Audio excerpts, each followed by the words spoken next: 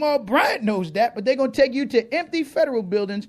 But if they had one secret agent inside that building, they can come back and round you up along with the rest of them, and your family will never hear a word from you because Sharpton took you to an empty federal building, but nobody ever stopped to ask why he would take you on a Saturday to an empty federal building when, again, you could stop commerce if they're serious Monday through Friday. But let me open up the lines, take your thoughts, questions, comments before I get back into this in terms of connecting the dots, revealing some plots, naming some names that you can go and look up for yourself and ask regarding George Zimmerman's relationship with Digital Risk LLC, which is a mortgage underwriting and mortgage security company which received the top award from the President of the United States last year as the top business in the country, 2012. Look it up if you don't believe me. Digital Risk LLC. President is Peter Kasapov, and he's also on the White House Business Council. Now, if I know that, you don't think these corporate controlled news media outlets know that? If I know about the relationship between Morgan & Morgan Law Firm in Orlando, Florida, and Mr. Crump, one of the attorneys for the Martin family, you mean the media doesn't know that? Come on, y'all. You may be being played now. But let me come to the line. Take your thoughts, questions, comments, 410-761-1592. And we'll follow the money trail, as the old saying goes. You remember the movie with Chris Tucker and Jackie Chan? He say follow the, I think it was Rush Hour 3. Follow the white man with the money. When things start happening and the white man is too cool, follow that white man with the money. And George Zimmerman seems to be too damn cool. Even Trayvon Martin fell over. Too cool. He ain't had a James Evans moment, a Red Fox moment, no kind of moment. Too cool. And now he's on tour. Mr. Tracy Martin goes to Washington. You mean he couldn't take other black fathers that's lost sons or other fathers that's lost sons, the racial profiling? He's the only one now that seems to be seen to be the spokesperson in Washington, D.C. Got to stop and ask some questions, y'all. But again, let me come to the line. Take your thoughts, questions, comments. If you want to talk about these local stories I touched on in the first hour with the arrest of these young brothers for the beating of a employee at the Little Italy Cafe. And, of course, why they still continue to charge black youth as adults when they're lenient toward others, but not toward our youth. So let me come to the line. Take your thoughts, questions, comments, or if you want to comment on Harry Belafonte taking a stand with the young people there in Tallahassee, Florida, occupying the Florida State House. And, one other thing I forgot to mention.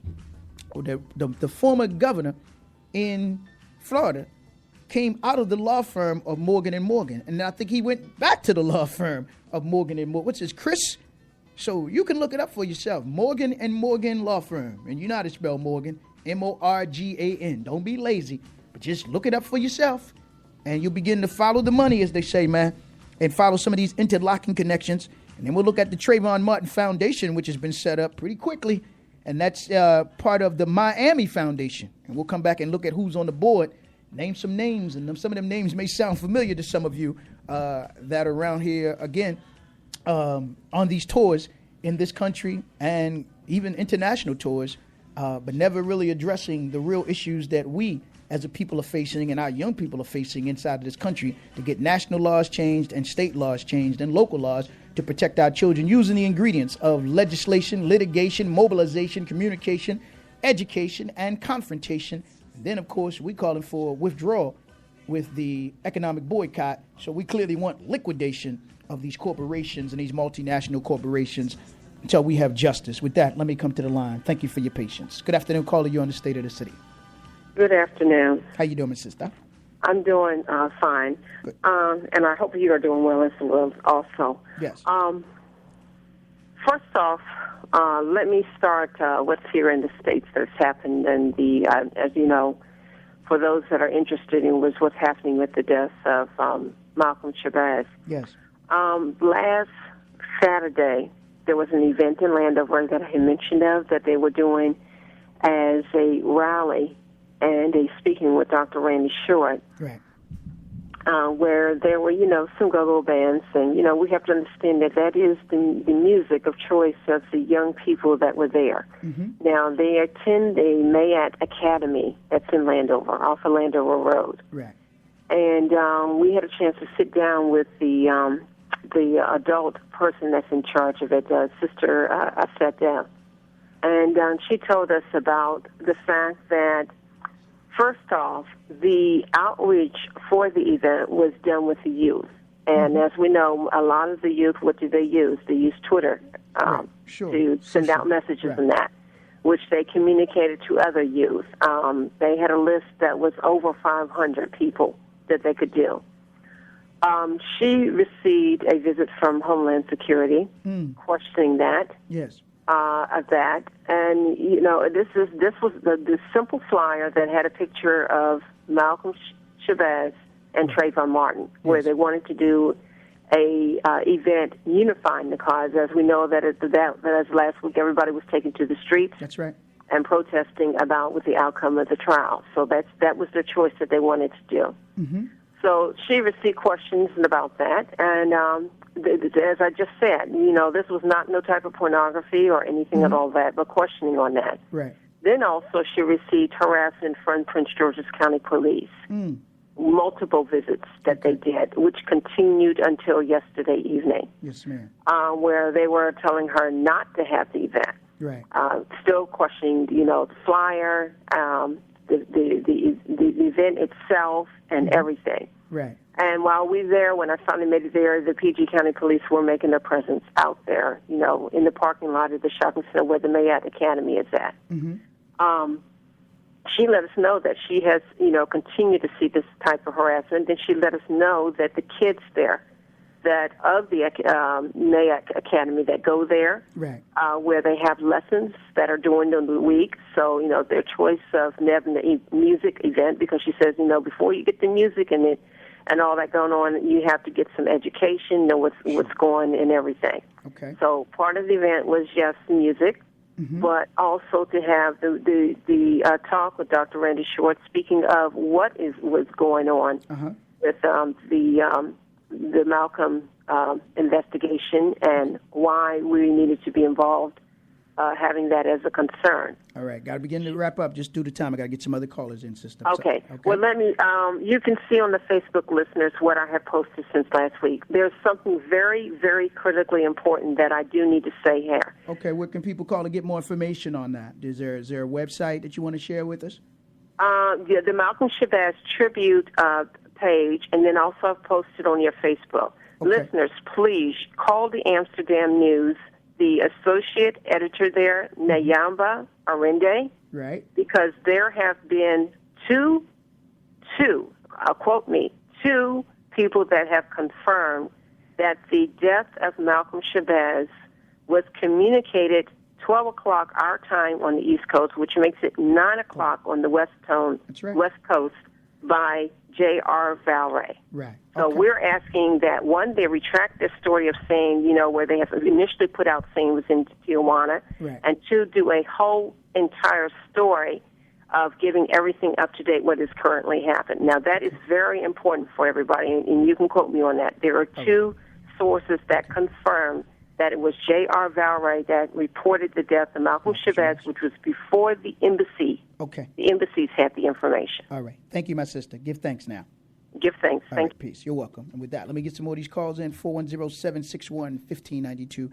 Always a wealth of information, keeping us updated on the death of Malcolm's grandson, Malcolm Shabazz. So I thank, of course, our sister and those that have been working with her, and those in Mexico, our brothers and sisters, Afro-Mexicans that are working to get justice for our brother and his family as well. With that, let me come back to the lines. Good afternoon, caller. You're in the State of the City. Yes, good afternoon. How you doing, brother? I'm good, my sister. How are you? I'm blessed. Good. I've been missing you. I've been having a hard time getting you in. Yes, ma'am. On the radio.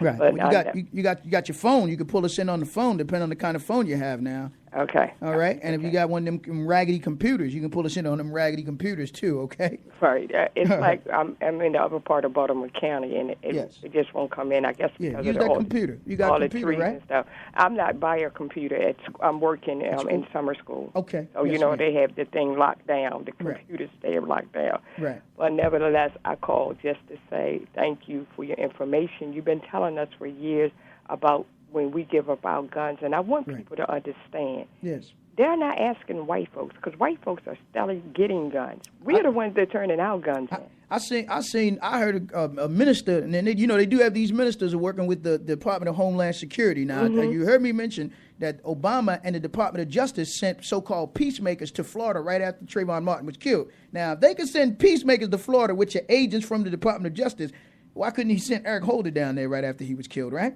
That's true. So, but they're working with ministers and perhaps I'm sure some imams as well to be a part of this FBI faith-based initiative money, in which they're even telling black mothers now, don't even give your sons toy guns to play with. Now, this is only directed towards the black community. So it's, again, the effeminization of our children, even as boys. But if we take the page out of Dr. King's book, Dr. King and the Bible talks about every man shall beat their plows and spears, or their spears and plowshares into pruning hooks, right? Yes. So all violence we have to condemn, but these same ministers won't condemn President Obama for being the drone ranger and doing them flybys. So if they're going to condemn drive-bys, let's condemn some flybys, regardless of who the president is what I'm saying. But please continue, my sister. And, it's like, they telling us one thing, but then you see the other people, ethnic groups, they are steady buying up guns and stuff to protect themselves. That's right. And someone said, I don't know how true it is, but someone said the other day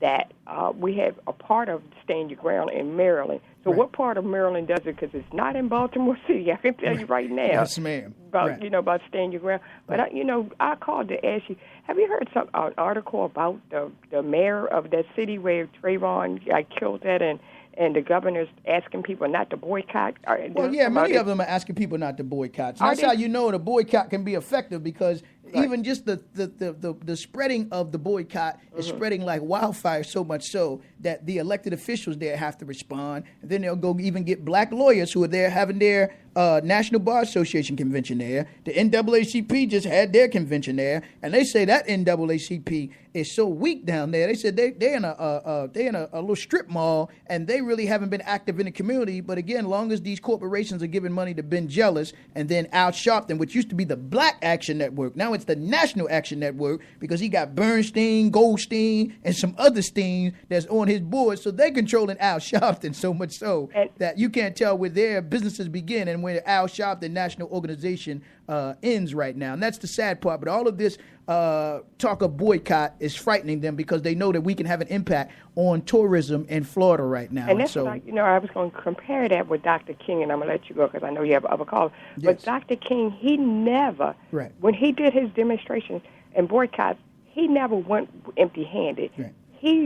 Harry Belafonte, his apartment in New York, and King went and they raised money. That's right. Less than 3 days. Right. And he had money to contain the lawyers, the bail bondmen, the people that he put in place, not nobody that that Florida gave him, or Alabama. He handpicked the bail bondmen and the lawyers. That's right. And that's what we have to do. Right. And that's what that retreat was about last week. Yes. Start doing our economics, because it's about economics. And I agree with you. We need to protest the police department and City Hall about those cameras. That's right. About those cameras, because a couple of years ago, it's been about 7 years ago, that little boy, he went down and opened the door, and they shot him in the foot. And when Jay Miller went, and the camera's right there, so she asked the police department, why couldn't you see the suspect? Because the camera was right in front of his house. Yes. And they were saying that all the cameras don't work. They blank cameras, but we paying for those cameras. We paying for them. So we need to be actionary, not reaction, and tell them if every camera don't work, then you need to make our cameras work just like you have in other them downtown. That's right. Thank you very much, You're sister. welcome. Appreciate it. Love you now. Peace. And with that, we'll take more of your calls, 410-761-1592. And I'm going to try to go to this Trayvon Martin clip shortly, but let me take some more of these calls before I get into that. Good afternoon, caller. You're on the State of the City. Got to turn your radio down. Try you one more time now.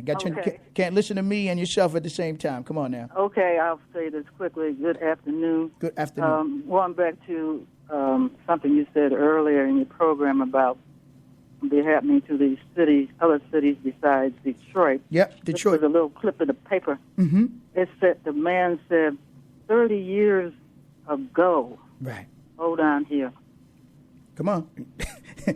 Yeah, I'm back. Come on, sister. Yes. That Baltimore and Detroit were both facing trouble. Right. And both are old industrial port cities. Right. That's right. With declining manufacturing bases. Yes. unlike Detroit, Baltimore has the economic draw at the time in the Northeast that keeps young professionals moving to this area. Yes. Young, that is. Right. Now, yeah. That's the future of the corridor from Boston